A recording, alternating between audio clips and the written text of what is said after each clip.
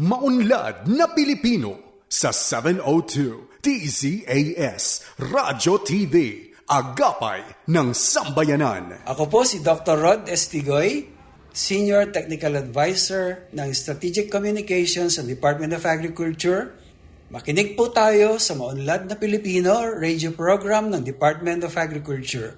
Dito lamang sa 702 DZAS. Suportahan po natin ang mga Pilipinong magsasaka at mangingisda. Ella Arsiaga. Para sa Maunlad na Pilipino sa 702 DZAS FEBC Radyo TV, Agapay ng Sambayanan.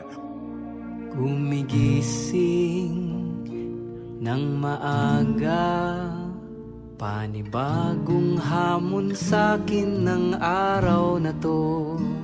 Magsusumikap at nangangarap para lamang sa inyo. Isang munting panalangin po muna tayo. Salamat Panginoon sa pagpapalaya sa amin. Tulungan niyo po kaming magsilbi ng puno ng pagpapakumbaba at pag-ibig. Salamat sa kalayaan na sa pamamagitan ninyo namin tinatamasa. Tulungan po ninyo kaming isabuhay ang kalayaang ito sa lahat ng aspeto kasama ang paglilingkod sa aming mga kapwa na may ligaya sa aming mga puso. Muli ay amin pong iniaalay ang simula, kabuuan hanggang lapag ng Maunlad na Pilipino sa inyo. Sa ngalan ni Jesus, Amen. At para sa salita ng karunungan, makinig po tayong lahat, lalo na po inaabutan ng mga pag-uulan tuwing hapon. Ano po? Gaano man ang iyong lakas, daig ka ng munting lagnat. Naku, lagi pong aagapan ha. Muli, magandang umaga po. Ako po, si Ella Arsiaga. Ngayon po ay araw ng Sabado, ika-9 sa buwan ng Hulyo or July 9, 2022. Welcome po sa Season 4, Episode 28 ng Maunlad na Pilipino dito sa 702 DZAS FEBC Radio TV, Agapay ng Sambayanan. Sa mga kakatune in pa lang po sa istasyon na ito at sa programang ito, accessible po tayo via online streaming ng dzas.febc.ph. Sa Facebook din po, no? Naka-live po tayo sa Facebook na hanapin nyo lamang po 702 DZAS FEBC Radio TV. At syempre sa mga nakaantabay po sa kanilang mga radyo, talapihitang 702 po tayo sa AM band.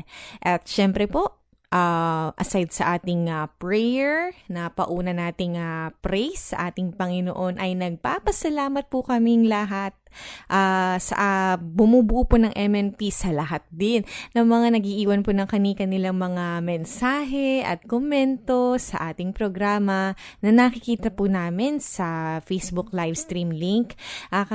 Kagaya po dyan, ano po ang top fan ng FB page ng DZAS, si Sir Epifanio Salvador, na umabati ng good morning MNP, listening from Singapore. Mula po kay Yet Deleng Galang, mapagpalang umaga, Maunlad na Pilipino. Mula naman po sa ginang na lumilingon sa pangalang Maria Luisa Bautista Entice. Good and blessed morning po ka John and Ella, watching from New Jersey. Isa pa pong top fan ng DZAS FB page, si Ma'am Rosa Arigin or Ariguin. Good morning po Sir John at Ma'am Ella. Yan, good morning din po sa inyo. And of course kay Ma'am Dulce Alicante. Magandang araw po, Maunlad na Pilipino. God bless po sa inyong program. Thank you so much po. Sino bang hindi magagalak na makasama po kayong muli para sa episode na ito. And of course, for this morning, sa ating episode topic o panaya, makakasama po natin para po sa Agri On Air segment. Katuwang po ang DAATI o ang Department of Agricultural Training Institute. Si Doc Rod Estigoy po upang ipakilala po sa atin ang tinatawag na abonong SWAC. At tunghayan din syempre ang iba pang bahagi ng MNP Kasama po dyan yung editorial ni Ka John Enriquez, gayon din po ang Regions on the Go. Kasama po ang ating mga Farmcasters, ang Agri-History at Farmtastic Pinoy segments, kasama si Marie Vergara, gayon din ang Unlad Komunidad, katuwang naman ng DAPRDP at iba pa. Yan po ay of course bahagi ng isang oras na lingkod po namin sa inyo na hitik sa impormasyong ugnay sa agrikultura. At narito po si Ka John Enriquez, kagaya po ng kababanggit ko lamang po, upang magbigay naman ng kanyang bahagi patungkol sa tinatawag na balanced fertilization. Ano po, Ka John? John Enriquez para sa Maunlad na Pilipino sa 702 DZAS Radyo TV. Agapay ng Sambayanan. Isang magandang umaga po sa inyo lahat. Ngayon po ay Sabado, ikasyama sa buwan ng Hulyo, taong 2022. At ang ating pag-uusapan naman po ngayon, ang isa sa mga tinatawag natin pamamaraan upang matulungan ang ating mga magsasaka sa pagtatanim upang mapaganda ang lupa at upang yung pong ani natin ay mas marami. Ito po yung tinatawag natin balancing sistema para sa maunlad at sakahan. Alam niyo po, sa pagdaan ng maraming taon, likas na nawawala ang sigla at nutrisyon sa ating mga lupang sakahan. Ito po ay bunsod ng patuloy na paggamit ng mga chemical input, pagbabago ng klima at iba pang hindi maiwasang kondisyon. Tulad ng maraming bagay na overused po, namamatay ang lupa at nawawala ng lakas. Kaya naman nagsisilbing banta ito sa produksyon ng pagkain, hindi lamang sa Pilipinas kundi sa buong mundo. Ito po ang dahilan kung bakit isinulong ng Philippine government ang balanced fertilization o yung epesyenteng paggamit ng organiko at inorganikong pataba. Balance po. Gagamit tayo ng chemical fertilizer at gagamit tayo ng organic. Yun po, kaya isasabing balanse. Hindi po puro chemical. Layunin po ng kampanyang ito na muling bigyang sigla ang mga lupang taniman upang mapakinabangan na mas marami pa sa mas mahabang panahon. Sa pamamagitan ng mga sistema na gagamit ng pinaghalong chemical at natural na pataba, inaasahan ang panunambalik ng likas na kalusugan ng mga lupain. Alam niyo po, sa pagsasaka mayroon tinatawag na may term po dyan, ang tawag yan yung fallow. Ibig sabihin ng fallow po, sa isang bukid nagtatanim ang magsasaka. Kung nataniman niyo ito na 1, 2, 3 taon, meron naman pong panahon na ipapahinga niya yung lupa. Hindi po tataniman ng 7 taon. Alam niyo po, nasa Bible yan eh. Yan po ginamit ng mga Israelites, para yung kanilang lupa ay mataniman ulit. Dahil nga po, talagang sobra na, napagod na yung lupa. At pinahinga na ng 7 taon. At yun, ito ay tumubo at dumami ang mga nutrients nito at yun po ay naging masigla at marami siya naging ani ng mga sunod na taon. Sa pamamagitan po ng mga sistemang gagamit ng pinaghalong chemical at natural na pataba, inaasahan ang panunambalik ng likas na kalusugan ng mga lupain. Sa pagbisita po, nagpunta po si Secretary William Dar sa India sa nitong huling linggo ng Abril. At nakapagpulong po siya sa mga agri-scientists na kumikilala sa bisa ng biological farming para mapabilis ang pagtubo at pagyabong ng mga pananim at mapataas ang produksyon at ani mula rito. Ang biological farming po ay sistema ng pagsasaka na hindi gumagamit ng chemical at inorganikong sangkap. Sa ilalim nito, isinusulong ang mga organikong pagsasaka at sustainable agrikultura.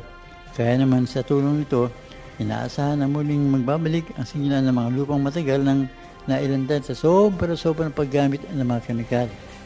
Layunin din na pagbisita ni Secretary Dar sa India nung siya nanunungkulan pa na lumikha na mas matatag na ugnayan sa pamamahalaan ng India at mga eksperto tungo sa matibay na kolaborasyon na pakikinabangan ng mga magsasakang Pilipino.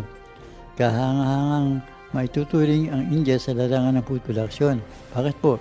Dahil sa kabila ng kakulangan nila sa tubig na mahalagang sangkap sa pagtatanim, ay patuloy silang nakakapagtala ng matataas na rekord ng produksyon sa iba't pang uri ng pananim. Bagamat hindi pa rin self-sufficient ang ating bansa, ay marami rin ang mga mamamayan at maraming mga mamamayan natin ay undernourished. Patuloy ang pagsulong nito ng mga proyekto tungo sa mas masaganang agrikultura. Dito hindi rin tumitigil ang mga yung pakinabang natin sa ginagawang pananaliksik at pag-aaral ng mga teknolohiya. Yun po. At dito nga po, kaya naman sa kanya mensahe po na ginanap po sa BioAsia noong 2022 sa New Delhi, nabanggit ni Manuel na mas maraming matututunan ang Pilipinas sa India bunsod sa malawak ng karanasan nito sa pagpapaunlad ng sektor ng pagsasaka sa gitna ng mga pagsubok. At ayon sa kalihim, ngayon na ang panahon na kailangan doblehin ang pagsusumikap ng lahat upang siguruhin makakamtan ang sapat at saganang pagkain para sa sambayanan. O yan po ang ating balita para sa Sabadong ito para sa Maunlad na Pilipino. O ngayon po ipakinggan muna natin ang ating mga kasamang farmcasters mula sa iba't ibang rehiyon para sa kanilang mga balita. Hinikayat ng Kagawaran ng Pagsasaka, Rehiyon ng Mimaropa ang mga lokal na pamahalaan sa pamamagitan ng mga Municipal Agriculture Offices na maging matibay na katuwang ng pamahalaang nasyonal sa pagsusulong ng layunin ng Food Safety Act of 2013. Sa idinaos na briefing on the Food Safety Act to protect consumer health and facilitate market access kamakailan sa Calapan City, Oriental Mindoro. Inorganisa ang naturang aktibidad sa pangunguna ng Regulatory Division ng Department of Agriculture Mimaropa at dinaluhan ng 40 kinatawan mula sa iba't ibang agriculture offices sa mga probinsya, bayan at syudad sa rehiyon. Ganon rin ang mga opisyalis ng tanggapan sa pamumuno ni Regional Executive Director Antonio G. Herunjo, OIC Regional Technical Director for Research and Regulations Engineer Maria Christine C. Inting, Regulatory Division Chief Michael Graciano R. Ilidan, Integrated Laboratories Division Chief Nanet M. Rosales, Regional Agriculture Fisheries and Information Section Chief Bibi Clariza San Felipe, at Agricultural Program Coordinating Officer Artemio Casareno. Layunin nito na ibahagi sa mga dumalo ang isinusulong na layunin ng naturang batas na itaguyod at suportahan ang pagkakaroon ng Farm-to-Fork Safety Regulatory System na titiyak sa mataas na kalidad at ligtas na pagkain kasabay ng pagtataguyod ng patas na kalakalan at pagiging competitive ng mga produktong pagkain ng bansa at hikayati ng mga LGUs na magsulong ng lokal na batas na higit pang magpapatibay at tutulong sa mas epektibong pagkilos tungo sa pagkakaroon ng masustansya at ligtas na pagkain mula sa mga magsasaka, mga nagpoproseso at nagtitinda nito hanggang sa mesa ng mga consumers. Binigyan din ni Red Herunjo ang kahalagahan ng good agricultural practices, good manufacturing practices, hazard analysis, critical control points at iba pang kahalintulad nito hindi lamang sa kalusugan ng mga mamamayan, kundi sa hanap buhay ng mga nagnenegosyo ng pagkain at lahat anya ay kailangang bigyang prioridad ang food safety. Naging tagapagsalita sa 2 araw na aktibidad sina Food Safety Lead Dr. Pedro S. Dumaraos Jr.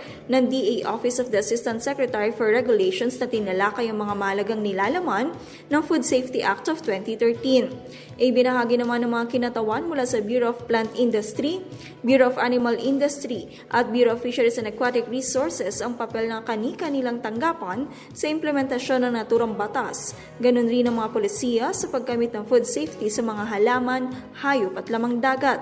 Tinalakay rin ni ILD Chief Rosales ang mga tungkulin at serbisyo ng tanggapan habang inisa-isa ni Regulatory Division Chief Ilidan ang mga kasalukuyang inisyatibo ng DA Mimaropa hinggil sa food safety. Sa pagtatapos ng aktibidad, panawagan ng huli sa mga nagsidalo na ipalaganap ang impormasyon hinggil sa Food Safety Act, kasunod ang paghikayat sa mga LGUs na suportahan ang hangarin ng batas na ito sa pamamagitan ng pag-akda ng ordinansa na magsusulong sa kaligtasan ng pagkain mula sa produksyon, pagproseso, pagtitinda hanggang sa pagkonsumo ng mga mamamayan. Mel Francisco, nagbabalita mula sa Department of Agriculture, Mimaropa. Inilunsad ng Department of Agriculture Central Visayas at ng Philippine Rice Research Institute ang programang Abonong Swak sa Barangay Putotan, Tubigon, Bohol. Layunin ng Abonong Swak program na matulungan ang mga magsasaka sa pagpatuloy na pagtaas ng presyo ng mga farm inputs tulad ng fertilizer. Namahagi ang DA ng ilang sakong inbred rice sa ilalim ng Rice Competitiveness Enhancement Fund o RCEF. Ito ay bilang paghahanda sa nalalapit na tag-ulan at planong pagbuo ng techno-demonstration sites ng abonong swak sa probinsya ng Bohol. Ayon kay DA Senior Technical Advisor Dr. Rodolfo Estigoy, inaasahang malaki ang maitutulong na abonong swak sa mga magsasaka, lalo na sa problema ng pagtaas ng presyo ng mga inorganic fertilizers. Samantala, ayon kay DA Regional Technical Director Engineer Cirilo Namok, maraming dapat isaalang-alang para makamit ang mataas na kita.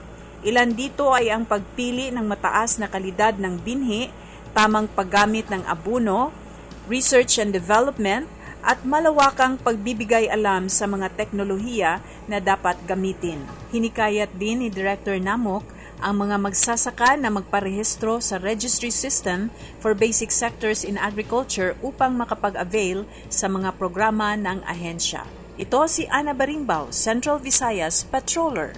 Upang matulungan ng mga magsasaka na kahit papano'y maibsan ang kanilang pasanin sa mataas na presyo ng mga pagkain para sa alagang hayop, inilunsad ng Department of Agriculture Caraga Region ang 1-Day Sustainable Feed Development Program. Ang soft launching ay ginanap sa Department of Agriculture, Bureau of Fisheries and Aquatic Resources o DAB-FAR, Masaw Station, Butuan City. Upang makausad ang naturang programa, isang team ang binuo na tinatawag na Team Bahog na kung saan sa kasalukuyan nakabuo na ng feed formulation sa pamamagitan ng mga local available raw materials bilang ingredients. Ito ay ang paggamit ng yellow corn, soybean, fish meal na mula sa tamban or sardines at Cavendish na saging. Upang masubukan ang naturang initial feed formulation, ginanap sa soft launching ang ceremonial feed mixing at ang mismong pagpapakain nito sa mga isda sa BFAR Masaw Station. Ayon kay Dr. Nelo Catada, Regional Director ng DAB-FAR Caraga, na 70 hanggang 80% sa kikitain ng mga animal at aquaculture farmers ay mapupunta lamang sa feeds, kaya laking tulong aniha kung may alternative na feed formulation, ngunit kasing epektibo sa nakasanayan sa merkado. Sinabi naman ni Engineer Ricardo Imoniati Jr., Regional Executive Director ng DA Caraga, na makikinabang sa naturang programa hindi lamang ang mga nag-aalaga ng hayop at isda, ngunit pati na rin ang mga nagtatanim o nagpuprodukto ng mga raw materials na gagamitin sa local feed formulation. Ang mga feed mixing formula na mabubuo ng Team Bahog ay maging libreng ma-access ninuman na kinabibilangan ng mixing ratio at ang listahan mismo ng mga gagamiting raw materials na available sa kanilang lugar.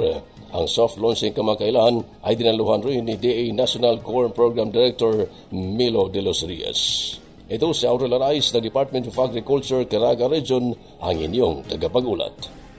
O ayan po ang ating mga balita na nagbuhat po sa ating mga farmcrusters mula sa iba't ibang rehiyon. John Enriquez para sa Maunlad na Pilipino sa 702 DZAS Radyo TV, Agapay ng Sambayanan. Maraming salamat po ka John Enriquez at ang ating mga farmcasters. Taga lamang po, magbabalik ang MNP or Maunlad na Pilipino makalipas sa ilang sandali.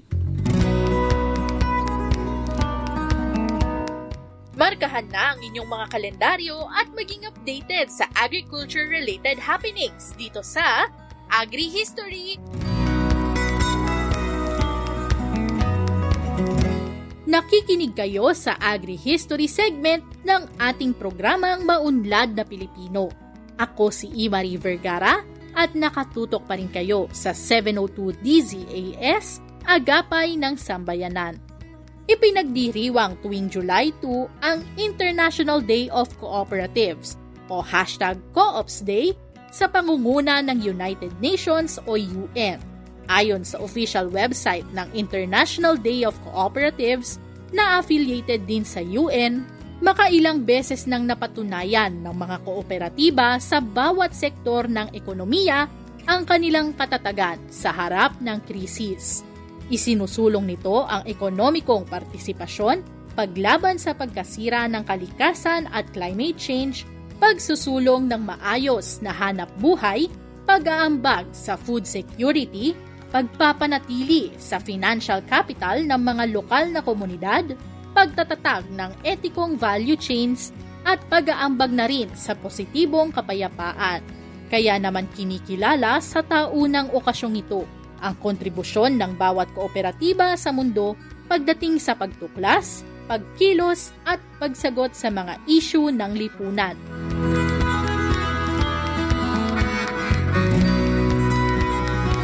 Upang matiyak ang mas maraming oportunidad, mas mataas na ani at mas mataas na kita, bumubuo at lumalahok ang marami sa ating mga magsasaka, mangingisda at iba pang agricultural workers sa tinatawag nating cooperative o kooperatiba.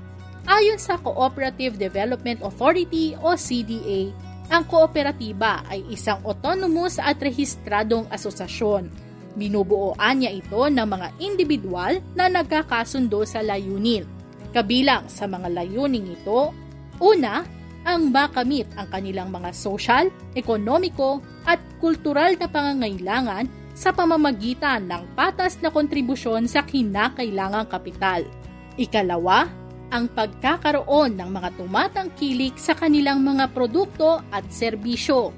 At ikatlo, ang patas na hatian pagdating sa pagkalugi at pag-unlad sang-ayon na rin sa prinsipyo ng mga kooperatiba.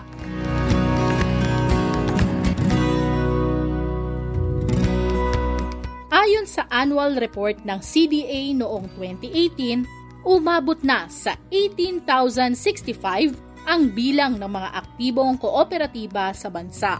Malaking bahagi nito ang multi-purpose cooperatives na nasa 9,541 ang kabuuang bilang. Ang multi-purpose cooperative ay mga kooperatibang nagsasagawa ng mga aktibidad na ginagawa ng dalawa o higit pang uri ng kooperatiba. Samantala, Agrarian Reform Cooperative naman ang tawag sa mga kooperatibang binubuo ng marginal farmers, na karamihan ay Agrarian Reform Beneficiaries o ARBs. Layunin nitong paunlarin ang sistema ng land tenure, land development, land consolidation o land management sa mga lugar na nasasaklaw ng agraryong reforma. As of 2018, nakapagtala ang CDA ng 637 agrarian reform cooperatives. Mayroon ding tinatawag na agriculture cooperatives. Ito ay binubuo naman ng farmers, fishermen, dairy at iba pang kaugnay na cooperatives. Nasa 678 agricultural cooperatives ang naitala ng CDA noong 2018.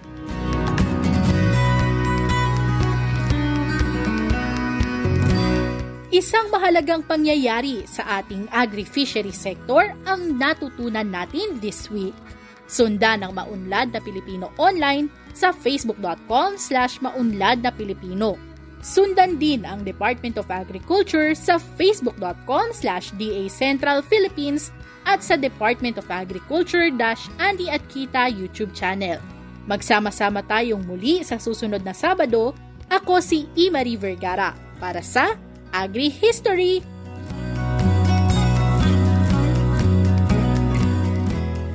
Ating natunghaya ng Agri-History para sa linggong ito. Kayo'y nakatutok pa din dito sa Maunlad na Pilipino. At narito po tayo sa ating episode topic for this morning kasama si Dr. Rodolfo Estigoy para po pag-usapan ang abonong swak. So let's start with po, ano ba itong abonong swak campaign? Itong abonong swak campaign ay nabuo dahil sa ating problema sa mataas na presyo ng abono na kung saan ngayon ay ang ating mga magsasaka ay talagang umiiyak dahil sa napakataas na presyo ng fertilizer sa merkado, particularly yung synthetic fertilizer or inorganic fertilizer.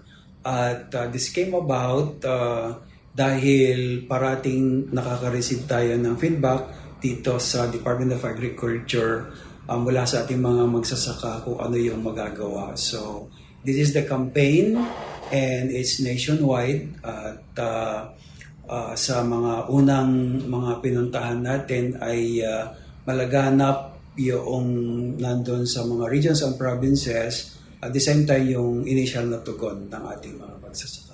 So agaran po, kasi like you mentioned, lumapit sa atin yung mga magsasaka to ask for us, ano ba yung magiging intervention natin when it comes to this pressing talaga Yes. na suliranin sa kanila. And of course, ang existence po ng ating program, na-mention nyo na rin, ano po ba yung maituturing natin ng mga organic fertilizer na ito? And of course, syempre, ano yung differentiation nito sa inorganic? Can we Okay. enlighten po yung mga listeners natin on that? Sige, yung synthetic inorganic fertilizer, ito yung usually nabibili nila doon sa mga input supply na mga sa merkado, at yung organic fertilizer naman ay ito yung po pwede nilang sariling gawin sa farm level, o meron na rin itong nabibili sa merkado. So, for example, po pwede yung organic fertilizer manggaling sa mga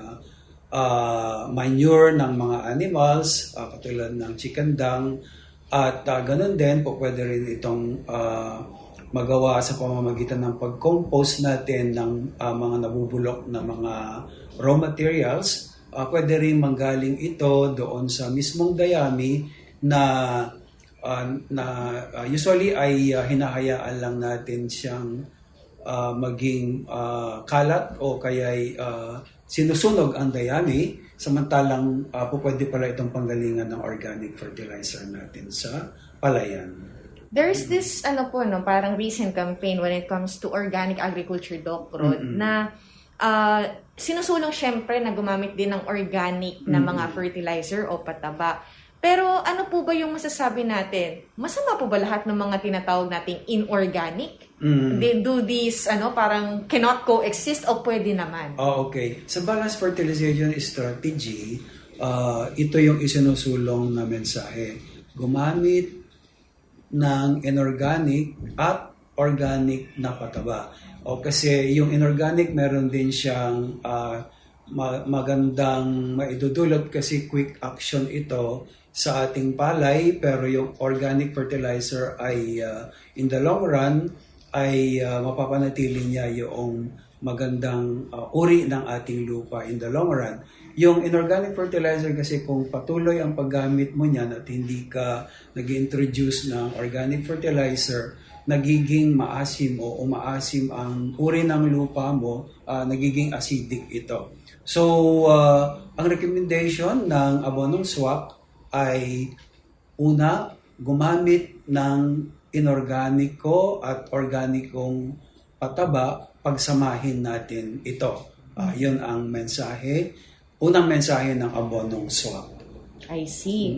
And of course, dito po sa ating mga nabanggit na mga byproducts, kagaya po yung dayami, yung rice hull, na pwede nating magamit. So, imbes na sunugin, Doc Rod, ano ba yung mga, parang tips, how to handle them instead na maitapon na lang sila? Okay, yung dayami kasi ngayon ay usually ang ginagamit na ng ating mga magsasaka ay combine harvester. Ang combine harvester, kapag ito ay nag-harvest at nag-ani at nag-thresh, nakakalat na yung dayami sa buong palayan. So, hayaan natin na yun ay maikalat, at sa susunod na paglilinang ay incorporate natin yung dayami doon sa pag-aararo, sa pagsusuyod, at hayaan natin siyang mabulok. Meron din pamamaraan kung paano natin siya tinatawag na mabilis ang pagka-compose nito o pagkabulok, may inihahalo na activator, pero pwede rin naman na wala na. Kasi depende lang yon kung gusto mong mabilis ang pagkabulok ng dayami mo. So, yan ang pinaka-practical na po pwede nilang gawin sa dayami. At hindi dapat sunugin kasi nakaka-contribute pa ito doon sa air pollution natin. Wala kang pakinabang doon sa dayami na supposedly ay maibabalik niya yung nutrients na hindi nakain ng palay natin. Sa susunod na pagtatanim mo, manggagaling ang nutrients sa dayami na naging byproducts mo sa pag-aani mo ng palay. Yun na nga. At nabanggit niyo po yung term, activator, no? Parang sinabi niyo kanina na ito ay makatulong mapabilis yung proseso no ng pag-ano natin sa pataba. Ito po ba yung nabibili? Kunwari, gusto ko, pabili nga pong activator. Paano po ba yan? Meron na rin siyang commercial. Tatanungin lang natin sa ating mga supplies ng mga agriculture and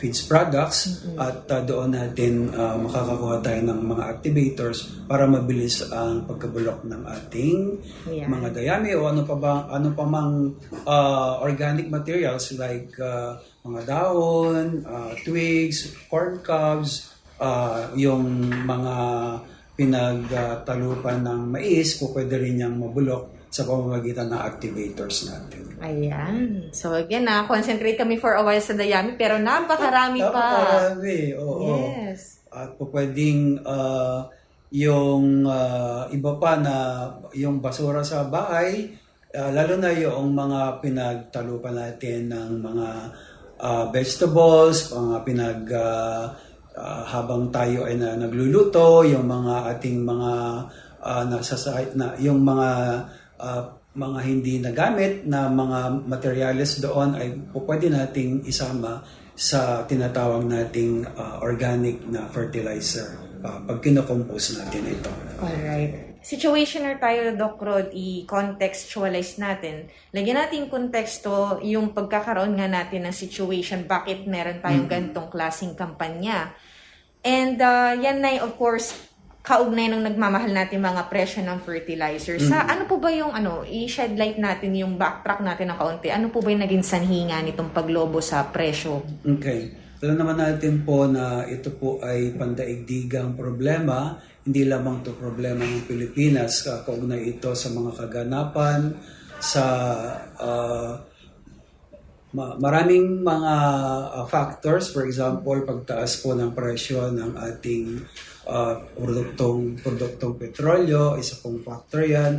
At the same time po ay sa Pilipinas po kasi ay yung data ay halos 85% lang ng ating 85% ng ating requirements ay iniaangkat natin mula sa ibang bansa. Kaya kapag nagtaas ang presyo doon sa pandaigdigang pamilihan, syempre maapektuhan tayo dito sa Pilipinas at wala naman talaga tayong kontrol sa presyo dahil ito po ay tinatakda ng nagluluwas sa atin na mga bansa. At wala pong kontrol ang ating pong pamahalaan sa presyo po ng abono.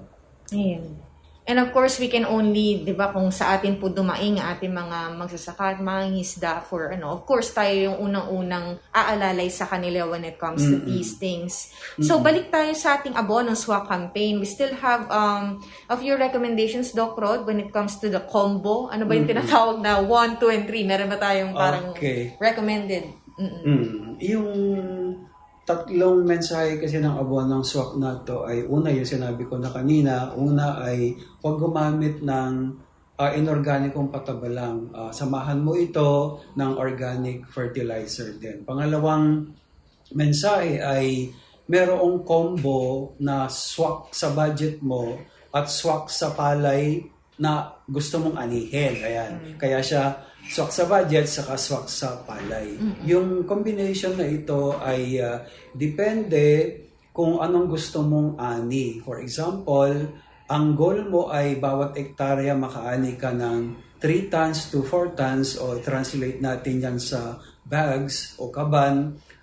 Yun ay 60 bags to 80 bags bawat hektarya ng palayan. Kung yun ang goal mo, merong combo na swak doon sa goal mo saka sa budget mo. Ayan. Kasi yung recommendations doon ay sundan mo lang.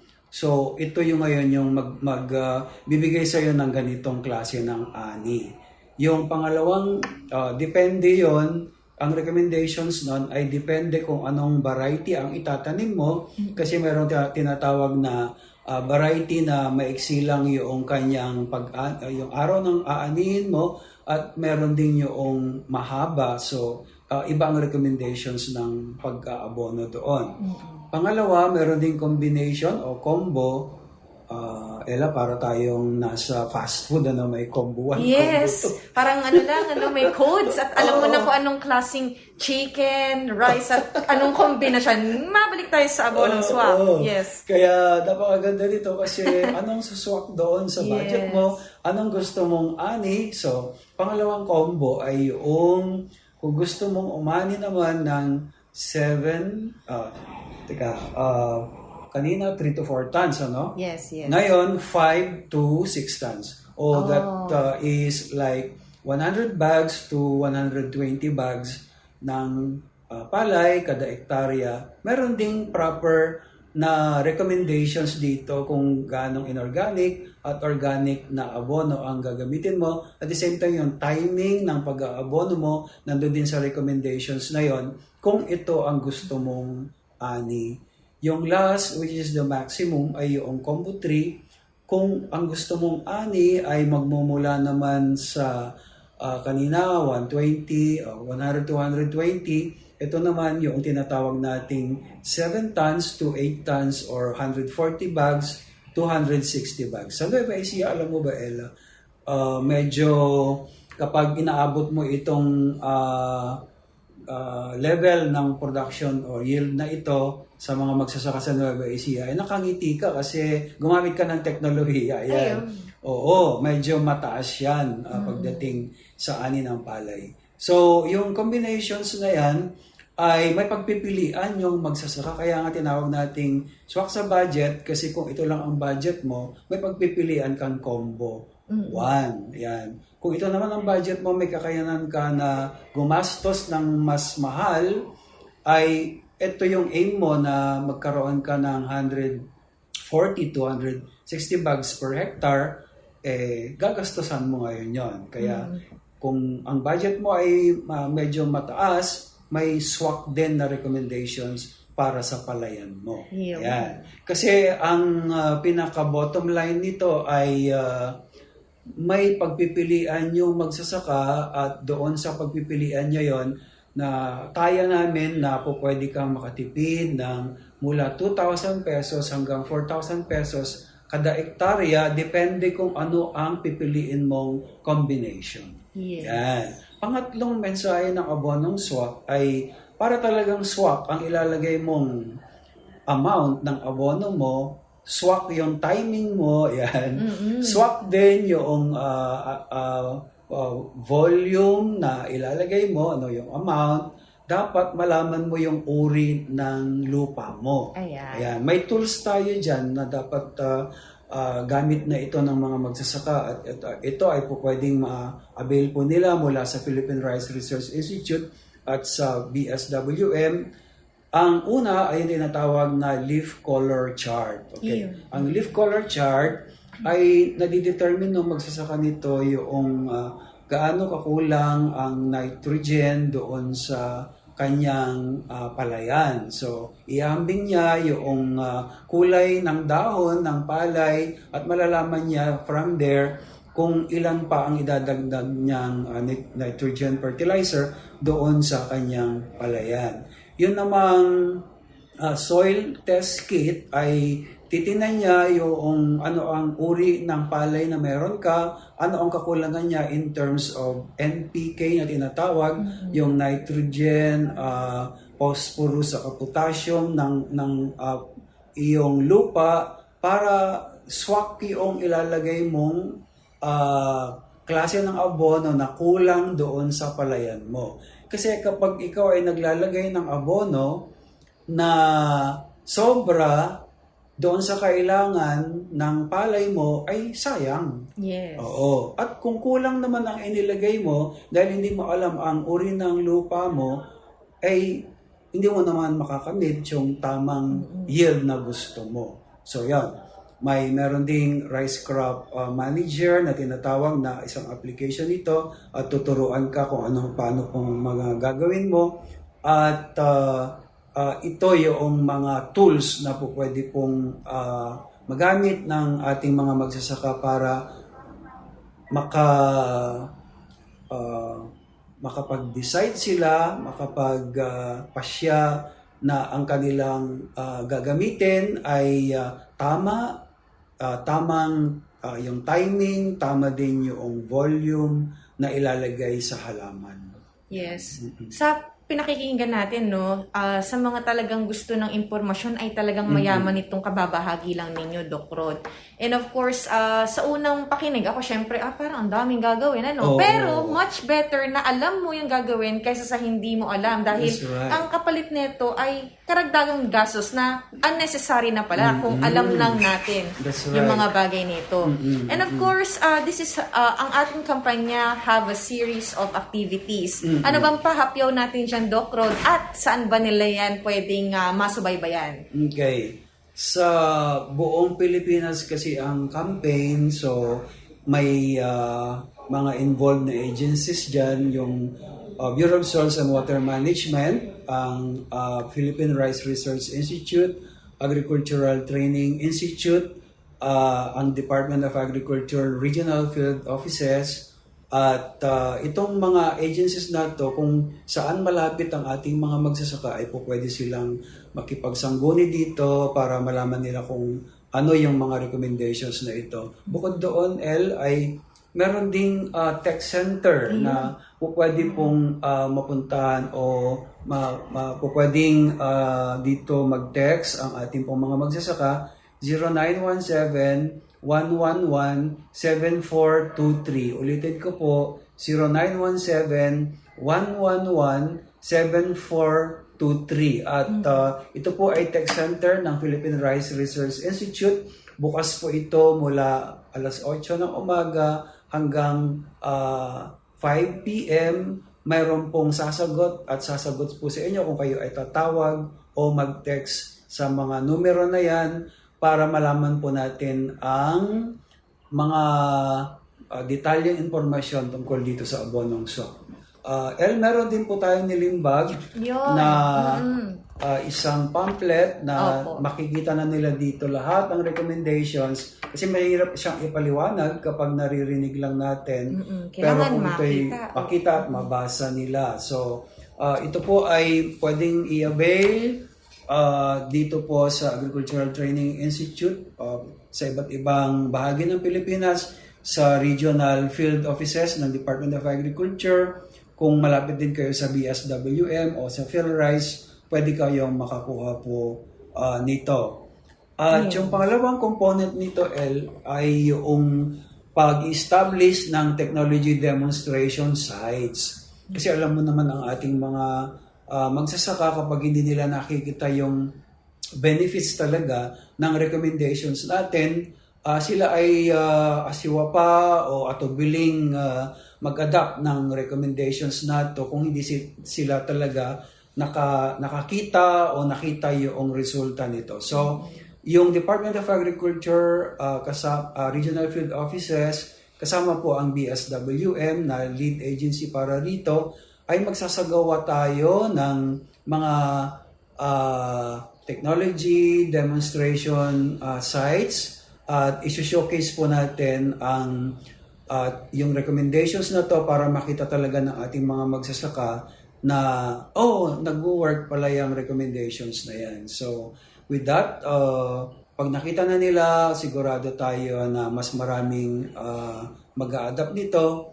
At ganun din, by word of mouth later, sasabihin na rin niya sa kanyang kapwa magsasaka na totoo yan at ginawa ko yan. So yung diffusion nito later on ay magmumula sa word of mouth. Ayun na nga. And of course, sa ating pagtatapos po ng ating panayam ngayong umaga, Doc Rod, meron po ba kayong nais na iwang maikling mensahe po para sa ating mga listeners? And of course, sa ating mga magsasaka. Alright. Sa ating pong mga masugid na listeners, lalong-lalo na ang ating pong pinakamamahal na mga magsasaka, ito po ay isa pong malawakang programa at amin po kayong hinihikayat na sumali po tayo dito. Kasi po, nung hindi pa po nagmamahal ang abono, ang fertilizer ay yung hindi natin pinapansin, ang recommendations ng abonong SWAC. Ngunit ngayon na tayo po ay nagkakaroon ng ganitong problema, bigyan natin ng pansin ang recommendations ng Department of Agriculture para po tayo ay patuloy na makapagsaka ng mas maayos at the same time mabawasan yung gastusin sa bukid at ito ay nasubukan at sinaliksik ng mga dalubhasa natin, kaya po ito ay ipinapalaganap sa buong Pilipinas. So sa lahat po ng magsasaka nakikinig sa atin, makipag-ugnayan po kayo sa number na ibinigay natin kanina para sa karagdagang mga impormasyon tungkol sa abonong swak, swak sa budget at swak sa palay. At nakasama po natin, walang iba kundi si Dr. Rodolfo Estigoy para po sa ating usapin tungkol sa abonong swak. Muli ang segment na ito ay katuwang nating pinipresenta kasama ang DA-ATI or ang DA Agricultural Training Institute. At narito po ang Unlad Komunidad, katuwang naman ang Philippine Rural Development Project ng Department of Agriculture. Ating tunghaya ng ulat na ito mula sa ating kasama na si April Grace Padilla ng InfoAce RPCO6. Ngayong umaga dito sa Unlad Komunidad, pakinggan natin ang testimonya ni na PSO Visayas Deputy Project Director Engineer Jose Albert Barogo at Brigadier General Inocencio Pasaporte sa naganap na ceremonial turnover ng Hilaitan to Trinidad FMR sa Gihilngan City, Negros Oriental na proyekto ng Department of Agriculture Philippine Rural Development Project o DAPRDP. Ang Philippine Rural Development Project na naglalayong maitaas ang ani at kita ng ating mga magsasaka at mangingisda ay isinusulong sa ilalim ng kagawaran ng pagsasaka. Noong Hunyo 23, 2022, ay formal na na-turn over sa lokal na pamahalaan ng Negros Oriental ang nasabing daan. Ito ay dinaluhan ng mga iba't ibang kinatawan mula sa PSO Visayas, Regional Project Coordination Office 7, PPMIU Negros Oriental at mga lokal na opisyales ng lugar. Ang Hilaitan hanggang Trinidad na FMR ay may haba na 18.5 kilometro at nagkakahalaga ng 317 million. Sa kabuuan, 9,000 na kabahayan ang nakikinabang sa nasabing FMR, kung saan 7,181 dito ay mga magsasaka at mangingisda. Hindi maitago ni Director Barogo ang tuwa. Aniya, ang kakatapos na proyekto ay marapat lamang sa mga residente. Iisa lang po yung nasa laman po ng puso po namin, ng pag-iisip namin, that we are happily declaring that mission accomplished na po kami dito sa inyo. We are done. We serve what the Hilaitan residents, Trinidad and Maniac residents deserve. Deserve nyo po ito. Matagal nyo na po itong pinangarap. So, nandito na po. Kaya tino-turn over na po namin sa inyo. Nanawagan din si Director Barogo sa lokal na pamahalaan upang mapanatili ang kalidad ng daan sa pamamagitan ng mga ordenansa. Pag-ingatan nyo po ito. Tulungan nyo po kami na sana po makapagpasak po kayo ng barangay ordinance na maglilimita po sa speed po ng pagpapatakbo po dito. And of course, isama nyo na rin po yung load limit. Sa kabilang dako, para kay Brigadier General Inocencio Pasaporte, ang 303rd Infantry Brigade Commander, malaking tulong ang pagpapatayo ng daan upang mabawasan ang rebelyon sa lugar. Itong project dito ay malaking impact ito sa security. At the start ng project, we have dedicated a unit or troops para ma-secure yung equipment. Parte din ng kaganapan ang pag-turnover ng maintenance equipment mula sa contractor, lokal na pamahalaan ng Negros Oriental, kagawaran ng pagsasaka papunta sa mga opisyales ng Barangay Hilaitan, Maniac at Trinidad. Ang rehabilitation of Hilaitan to Trinidad FMR ay isa lamang sa mga proyekto ng DAPRDP. Para sa iba pang mga proyekto ng DAPRDP, patuloy na makinig dito sa Unlad Komunidad, ang programa sa radyo ng Department of Agriculture Philippine Rural Development Project, Enabling Communities, Expanding Opportunities. Muli ay nagpapasalamat kami sa iyo, April Grace Padilla ng InfoAce RPCO6, gayon din kay Ana Margalio na atin pong ka-coordinate sa segment na ito. Abangan pa mga inihandang bahagi ng DAPRDP tutok lang sa Unlad Komunidad dito pa rin sa Maunlad na Pilipino 702 DZAS. Ella Arsiaga. Para sa Maunlad na Pilipino sa 702 DZAS FEBC Radyo TV, Agapay ng Sambayanan. Kilalanin ang mga natatanging Pinoy na may natatanging kontribusyon sa sektor ng agrikultura. Farmtastic Pinoys! Oras na para sa ating segment na Farmtastic Pinoys. Ito muli ang inyong segment host na si Imari Vergara. Maraming pagsubok na pinagdaanan sa kanyang buhay ang ating Farmtastic Pinoy mula Antipas, Cotabato. Ngunit dahil sa kanyang sipag at tiyaga, lubos-lubos na biyaya ang kanyang natanggap mula sa pag-aagrikultura. Kilalanin natin si Florencia D. Galinato. Pampito sa 10 magkakapatid si Florencia Galinato na ipinanganak noong May 10, 1966. Nagtapos siya ng kursong Commerce, Major in Business Administration sa Malang Southern Baptist College. Kalaunay pinakasalan niya ang asawang si Baltazar at nabiyayaan ng 3 supling. Upang sustentuhan ang kanilang mga pangangailangan, pinasok ni Florencia ang samot-saring trabaho. Ngunit ang kaginhawaang inaasam, matatagpuan pala niya sa agrikultura. Bumili si Florencia ng 3 ektaryang lupa sa Cotabato. Noong nagsisimula pa lamang sila ng kanyang asawang buuin ang kanilang pamilya. Ngunit dahil wala pang sementadong kalsada at kuryente sa kanilang lugar, napilitan siyang asikasuhin ang mga transaksyon ng kanyang farm nang naglalakad lang. 2 oras din ang inaabot ni Florencia sa paglalakad. Nakadagdag pa sa mga hamon ang naging tagtuyot sa kanilang lugar. Dahil walang natira sa kanilang pera, napilitan ang mag-asawang umutang sa mga kakilala sa malaking interes. Bumuo at isinaayos ni Florencia ang isang bahagi ng kanyang lupa upang maging diversified farm na mayroong mga poultry, baboy, kambing at baka para sa dagdag na kita. Nag-outsource din sila ng mga buko, saging at iba pang fruit trees upang itanim sa farm. Nagbunga naman ang kanilang mga paghihirap dahil 2 taon ang makalipas, nagsimula ng kumita ang kanyang farm.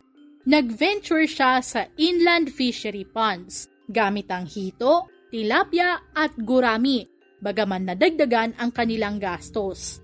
Dumalo rin siya sa mga workshop ng Department of Agriculture o DA. Nang ma-reorganize ang Malangag Agrarian Reform Cooperative o MARBEMCO, naging miyembro ng Board of Directors at kalaunay manager nito si Florencia. Napaunlad niya ang kanilang kooperatiba sa tulong ng banana chips production. Kaya naman nabigyan sila ng pamahalaan ng mga pasilidad para sa paggawa ng banana chips. Natuto rin siya ng chicha corn production na kanya ring pinasok gamit ang mga organikong mais at saging mula mismo sa kanyang farm. Kinikilala ang kanyang banana chips at chicha corn sa mga expo at trade fairs. Dahilan upang bigyan siya ng gobyerno ng suporta para sa labeling at packaging ng kanyang mga produkto. Pinalad pa siyang lalo nang buksan ang isang access road na may direktang daan sa kanyang farm noong 2020. Bilang pasasalamat para sa lahat ng biyayang natanggap, tiniyak ni Florencia na makatutulong siya sa kanyang kapwa bilang isang public servant. Bilang president ng Rural Improvement Club at vice president ng Municipal Federation, isinulong niya ang solar dryer project at processing building para sa kanilang banana chips production. Pinangunahan din niya ang paglalagda sa road right-of-way para sa lahat ng involved sa proyekto. Kaya naman maraming magsasaka sa Malangag ang nakikinabang na sa irigasyon doon. Patuloy rin siyang nagbibigay ng trainings, trabaho at market opportunities sa kanyang club members. Yan si Florencia D. Galinato, Region 12 nominee at national finalist sa 2021 DA Search for Outstanding Rural Women at Certified Farmtastic Pinoy.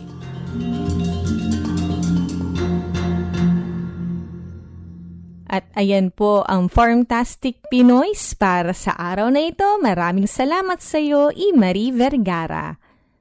Ayan po, maraming salamat sa oportunidad na muli po kayo'y aming mapaglingkuran. Ang Maunlad na Pilipino ay programang pang-radyo hatid sa inyo ng Department of Agriculture and Fisheries Information Division. Narito po ang ating pagkakisipan para sumayon ito mula sa Kawikaan, Kabanata 10, Talata 12. Sari-saring kaguluhan ang bunga ng kapuotan. Ngunit ang pag-ibig ay pumapawi sa lahat ng kasalanan. Salamat po ka dyan. At mula po sa DA, inyo pong napakinggan ang edisyong ito ng Maunlad na Pilipino dito sa 702 DZAS FEBC Radio TV Agapay ng Sambayanan na may himpilan po sa Ortigas Center, Pasig City, kasapi sa KBP, kapisana ng mga broadcaster ng Pilipinas. Thank you so much po sa aming DZAS family na katuwang po namin sa episode natin for this week at sa inyo po mga listeners. Thank you sa inyong pagsama po hanggang sa bahaging ito ng ating programa. Magbabalik po ang Maunlad na Pilipino next Saturday. Samahan niyo po kaming muli sa ganap na 5 to 6 in the morning. Kasama po ang lahat ng aming mga katuwang sa programang ito. Kabilang syempre si Kajan Enriquez. Ako po si Ella Arsiaga. Hanggang sa muli po at enjoy the rest of the weekend! Maunlad na Pilipino sa 702 DZAS Radyo TV, Agapay ng Sambayanan.